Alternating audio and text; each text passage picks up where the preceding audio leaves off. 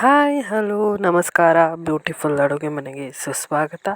ಇವತ್ತು ಗ್ರೀನ್ ಒಂದು special recipe, ಅದು ಕೂಡ 1 ಸ್ಪೂನ್ ಆಗೋಷ್ಟು ಕೂಡ ನೀರನ್ನು ಬಳಸದೆ, ಎಣ್ಣೆನ ಬಳಸದೆ, ತುಪ್ಪನ ಬಳಸದೆ ಮಾಡೋವಂಥ ಈಸಿ ಆ್ಯಂಡ್ ಟೇಸ್ಟಿ ಒಂದು ರೆಸಿಪಿ ನಿಮ್ಮ ಜೊತೆ ಶೇರ್ ಮಾಡ್ತಾಯಿದ್ದೀನಿ. ತುಂಬ ಸಿಂಪಲ್ಲಾಗಿ ಮಾಡುವಂಥ ಈ ರೆಸಿಪಿ ಯಾವ ರೀತಿ ಮಾಡೋದು ಅಂತ ನೋಡೋಣ.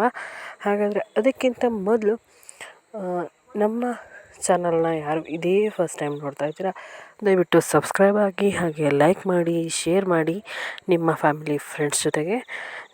ಬನ್ನಿ ಹಾಗಾದರೆ ಶುರು ಮಾಡೋಣ.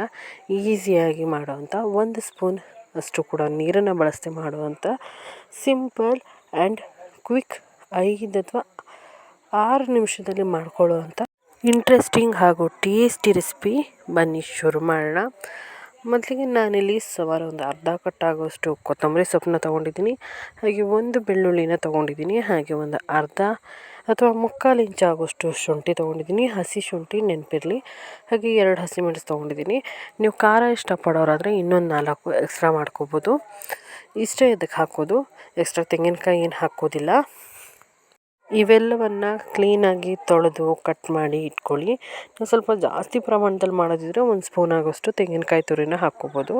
ಇವೆಲ್ಲನ ಒಂದು ಮಿಕ್ಸಿ ಜಾರ್ಗೆ ಹಾಕಿಬಿಟ್ಟು ಸ್ವಲ್ಪ ಮಜ್ಜಿಗೆಯನ್ನು ನಾನಿಲ್ಲಿ ಹಾಕ್ಕೊಂಡಿದ್ದೀನಿ.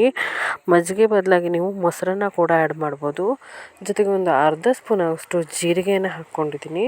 ಹಾಕ್ಬಿಟ್ಟು ಅತಿಯಾಗಿ ಹುಳಿ ಇರೋವಂಥ ಮಜ್ಜಿಗೆ ಅಥವಾ ಮೊಸರನ್ನ ತೊಗೋಬೇಡಿ, ಮೀಡಿಯಮ್ ಹುಳಿ ಇರೋವಂಥ ಮಜ್ಜಿಗೆ ಅಥವಾ ಮೊಸರನ್ನ ತೊಗೊಂಡು ಇದನ್ನು ರುಬ್ಕೊಳ್ಳಿ. ಫೈನ್ ಪೇಸ್ಟ್ ಮಾಡಿಬಿಟ್ರೆ ಇಲ್ಲಿ ನಮಗೆ ದಿಢೀರಾಗಿ ಮಾಡುವಂಥ, ನೀರನ್ನು ಬಳಸದೆ ಮಾಡುವಂಥ ಒಂದು ಕೊತ್ತಂಬರಿ ಚಟ್ನಿ ಅಥವಾ ಕಡಿ ರೆಸಿಪಿಯಲ್ಲಿ ರೆಡಿಯಾಗುತ್ತೆ.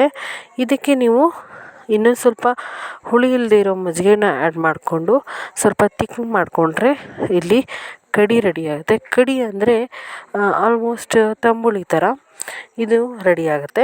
ಅಥವಾ ನಮಗೆ ಇದೇ ಥರ ಇರಲಿ ಅಂದರೆ ನೀವು ದೋಸೆ, ಇಡ್ಲಿಗೆ ಚಟ್ನಿಯಾಗಿ ಇದನ್ನು ಯೂಸ್ ಮಾಡ್ಬೋದು.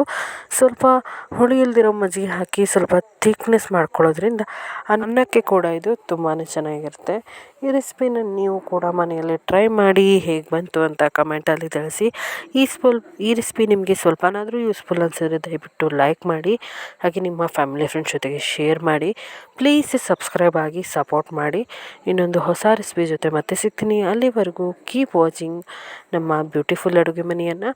ಇನ್ನೊಂದು ಹೊಸ ರೆಸಿಪಿ ಜೊತೆ ಮತ್ತೆ ಸಿಗ್ತೀನಿ. ಇದೇ ಥರದ ಹಲವಾರು ರೆಸಿಪೀಸ್ಗಳು ನಮ್ಮ ಚಾನಲಲ್ಲಿದೆ. ಅವುಗಳ ಲಿಂಕ್ಗಳನ್ನು ಕೂಡ ಕೊಟ್ಟಿರ್ತೇನೆ. ಅವುಗಳನ್ನು ನೋಡಿ ದಯವಿಟ್ಟು ಅವುಗಳಲ್ಲೂ ನಿಮ್ಗೆ ಇಷ್ಟ ಆಗಿರೋ ಎಲ್ಲ ರೆಸಿಪೀಸ್ಗೆ ಲೈಕ್ ಮಾಡೋದನ್ನ ಮರಿಬೇಡಿ. ಇನ್ನೊಂದು ಹೊಸ ರೆಸಿಪಿ ಜೊತೆ ಮತ್ತೆ ಸಿಗ್ತೀನಿ. ಅಲ್ಲಿವರೆಗೂ ನಮಸ್ಕಾರ. Take care. ಬಾಯ್. ಜೈ ಶ್ರೀರಾಮ್.